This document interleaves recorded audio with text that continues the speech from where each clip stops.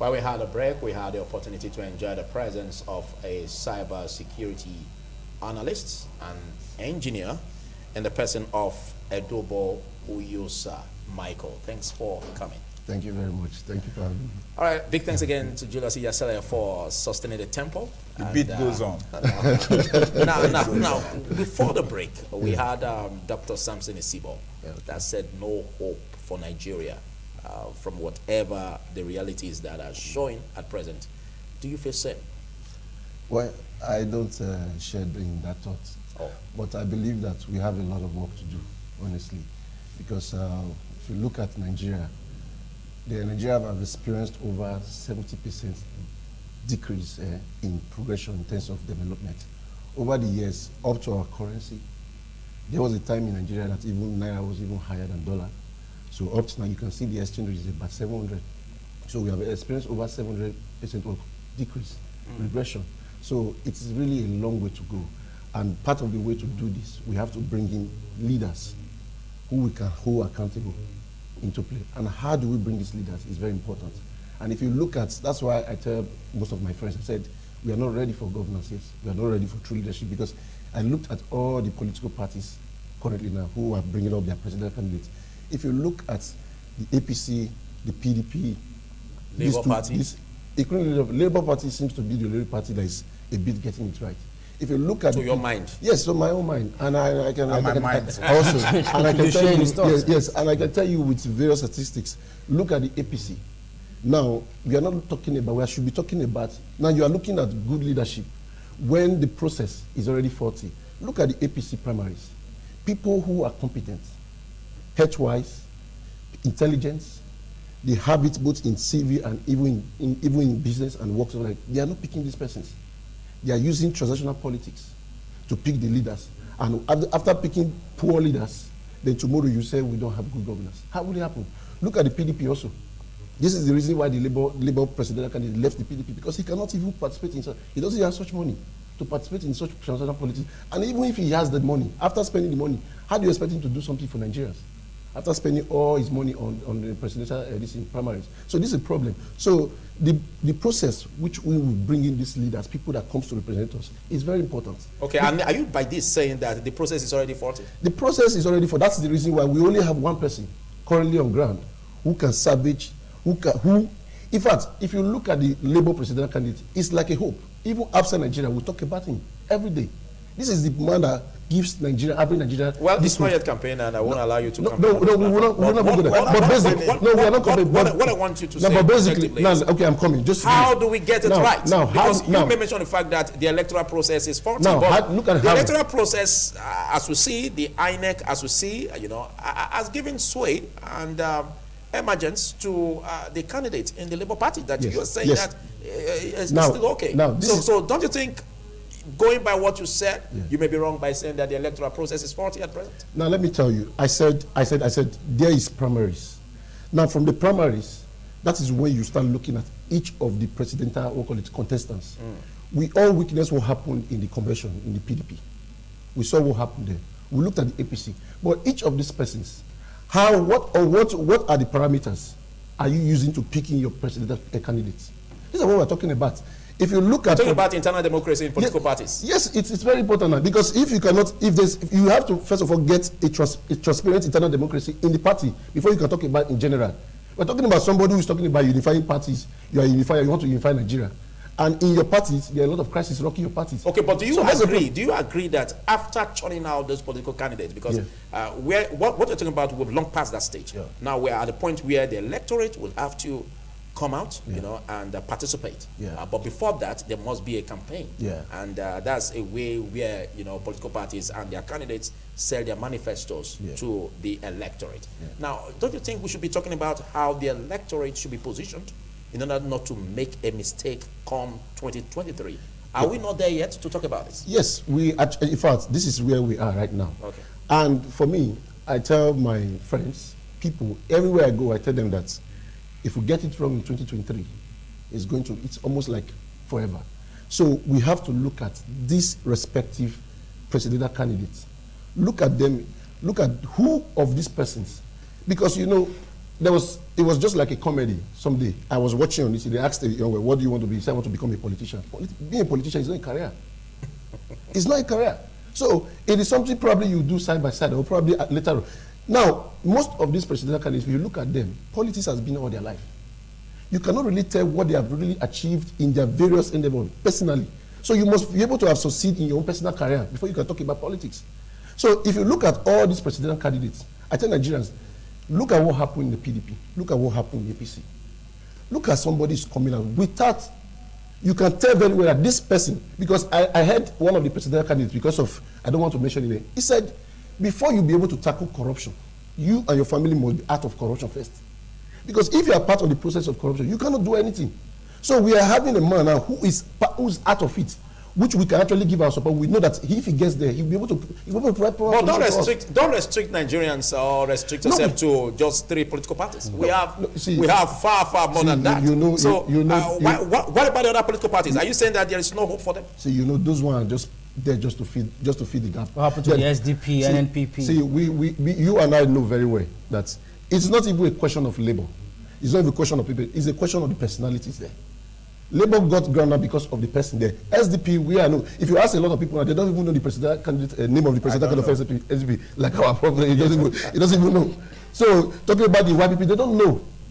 So these are this. So the reality before now, we have only 3 political parties right now. Okay, let's come to Professor Yasale. Professor Yasale, should political primaries election determine the outcome of an election? Because to an extent, from his submission, he talked about some of the things that went wrong during the primaries in some of these parties. You can't put something on nothing. You know that the primaries were laced with rottenness.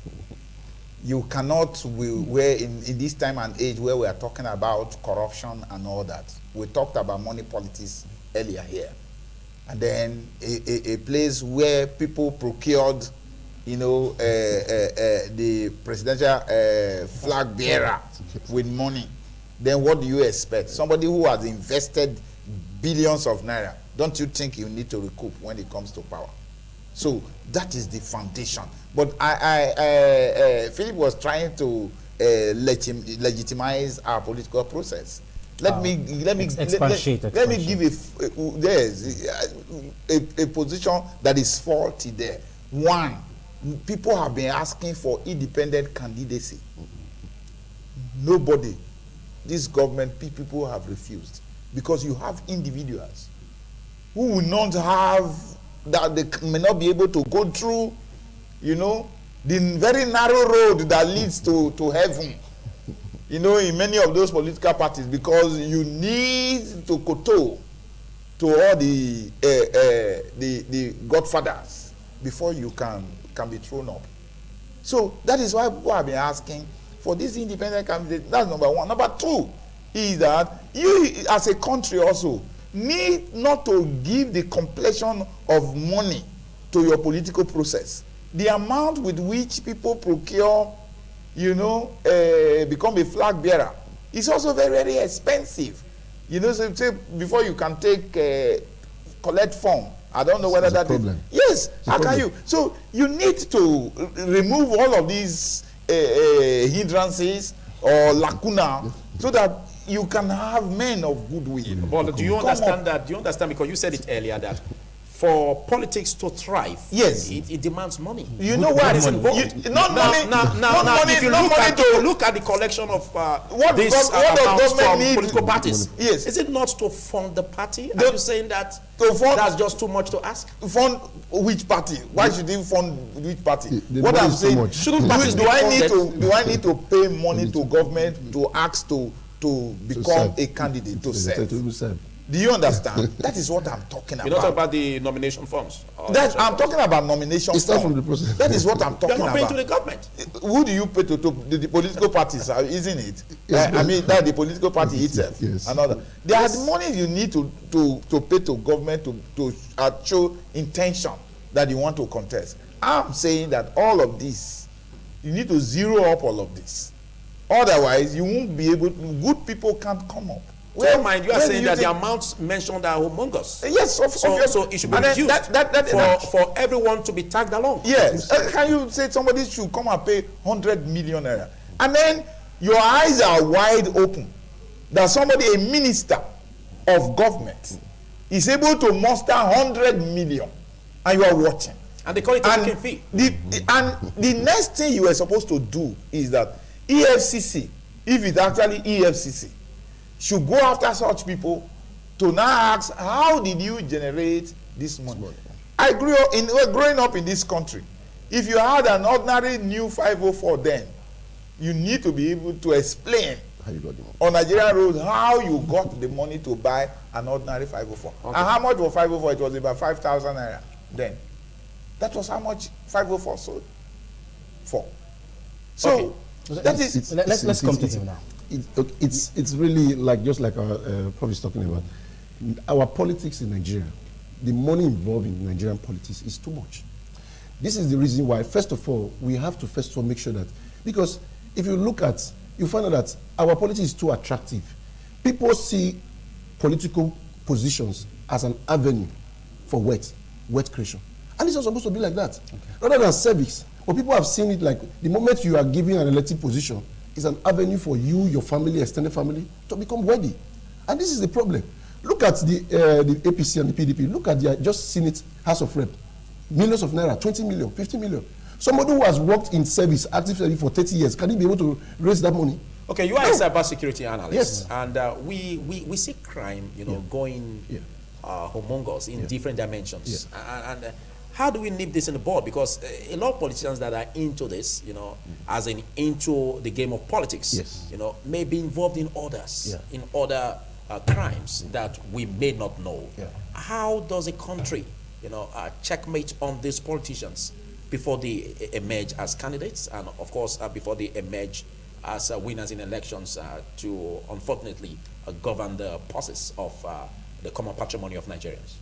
You see, I keep saying that until you act of corruption, you will not be able to fight corruption.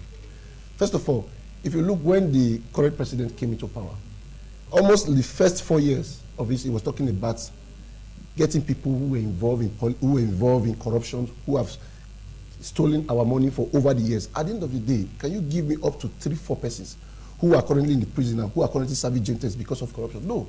Because at the end of the day, you find that these persons, they cannot really hold them, because at the end of the day, he will also leave the office. Because he himself also have stolen at one point or the other. So the next person is coming, he cannot really hold his predecessors accountable, because it is a process. It's just like a recurring process. Now, people who are in charge of the Economic and Financial Commission, who ICPC and all these likes, these persons, they are corrupt too. So when you are a part of a corrupt system, you can't say these persons are corrupt. No, it is true. A blanket statement. No, it is true. You see, look at it. You can't say that. See, if you look at, that's why I said there, Nigeria, in the next 100 years, I don't think, if we even start fixing Nigeria for the next 100 years, I don't think we will get there. So as a cyber security expert. Now, I will tell you from the security partner, if you look at, there's nothing, if the Nigerian government are realistic enough to fight whatever crime, be it financial crime, whatever it is, they have all the apparatus within them to fight it. That's the truth. Up to the money that is being sent out from Nigeria, these monies have been wired. Okay, but what you are saying is that the problem lies in prosecution. See, the problem is prosecution. Would they be prosecuted? The truth is that if they are really being prosecuted, we'll get to it, but none of them is being prosecuted. Now, the money that leaves Nigeria, the money that is leaving Nigeria on daily, coming to Nigeria, the Nigerian government knows. They know the whereabouts of all this money. They know how this money goes about. Now, even look at even the people that comes up, like the young guys that comes up to take up political party. These monies are fraudulent. They get their money from fraudulent means, and they come in, they bring into politics. At the end of the day, what happens? People who really have genuine intentions to even govern this people, they don't have it, because Nigerian politics is traditional politics. So what do you think we should do now to put cyber theft to rest, Nigeria as it is? See, if you, first of all, the first thing that Nigeria needs to do, our government needs to do, is first of all, before anybody goes for a political position, there should be a background check on these individuals. People come from nowhere and just come because they have the money to splash. They just they buy up tickets. There's an electoral law that they must declare their assets. Did they really declare their assets? They should declare before and after office. Do they really declare Which their means office? even declare before campaigns, before Even even the current presidential candidates now of the various political parties now, do they really declare their assets? Would they really declare their assets? If we are to go back, declare their assets, do you think these people who are fit, they will be qualified to even go for their presidential? They're not qualified. They don't really declare this asset. That's the problem. They don't. So the truth is that Nigerian government has, if they really want to tackle these persons, they have all the apparatus up to the financial. They know their accounts. They know their foreign reserve accounts. They know their Nigerian accounts. They can actually check these people. But the problem is that they cannot do that because they are part of the process.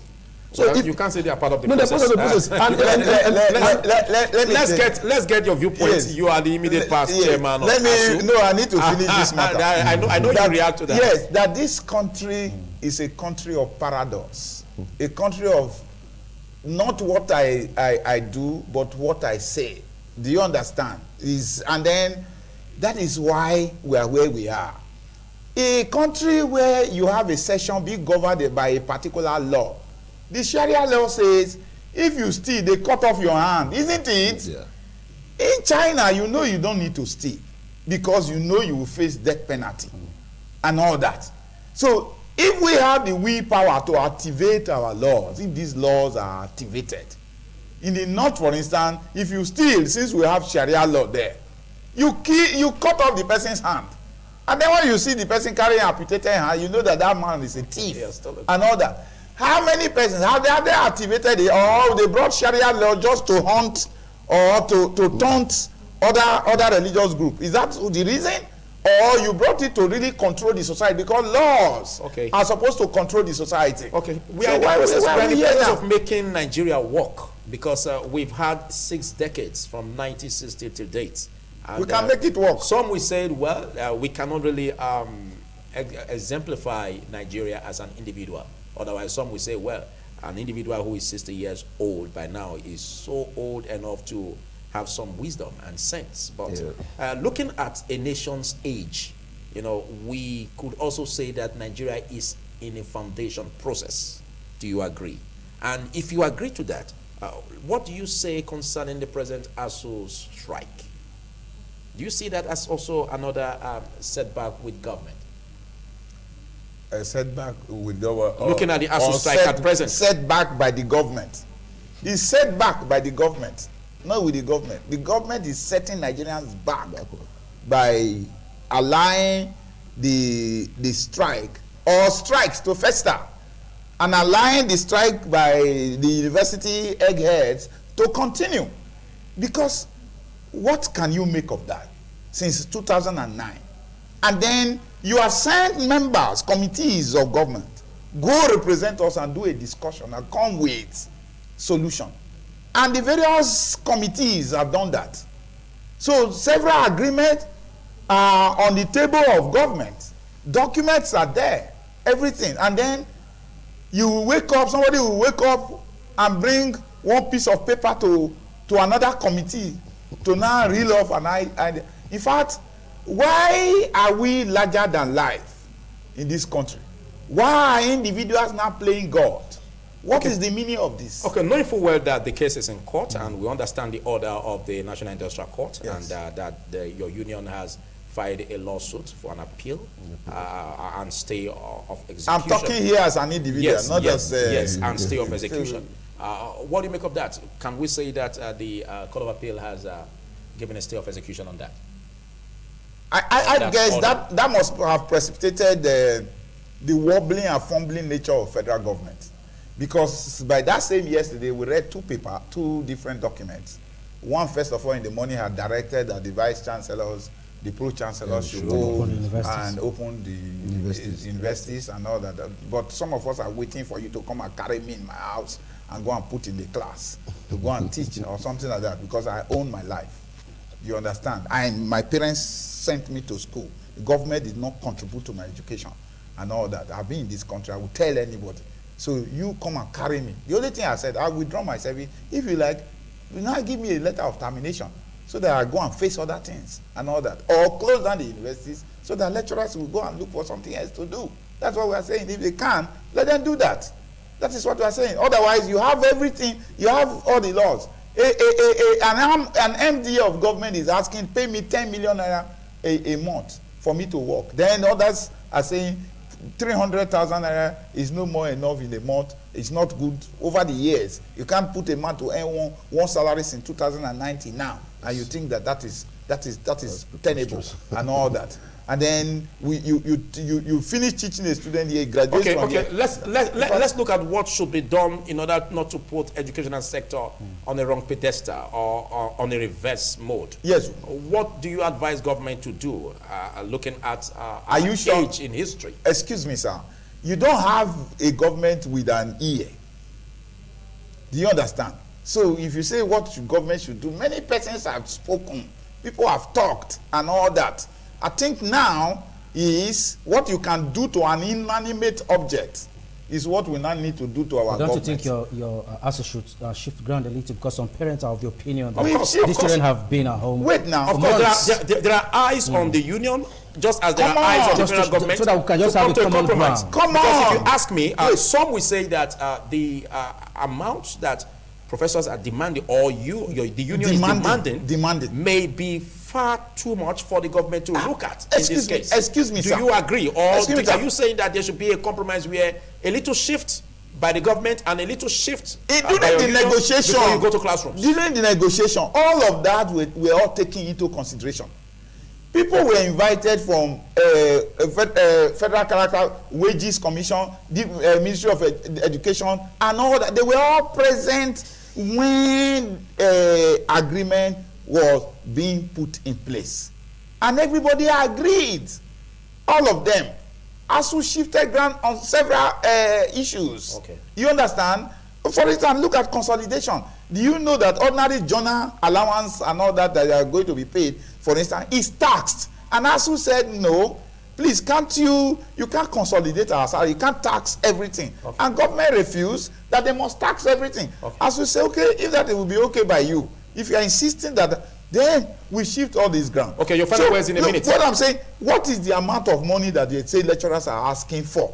How much is it in dollars compared to this federal, the technical aid corps go outside this country? The same government pays them 2 million naira, even to a senior lecturer, the same Nigerian government. Then you have a lecturer here, a professor, you are paying 300,000 and think that is okay. What we are saying here, me for instance, if I was the one negotiating, let everybody, since government don't have money, let everybody crash their salary. You can't remain in NPC and be earning 4 million naira a month. Then a professor will earn 300,000 naira. I don't think it is on. So let politicians, everybody, people who are earning 12 million, let them crash their salary. You've had your say. In 1 minute, what do you make of the ASU strike and your urge to the union and the government to end it in 1 minute?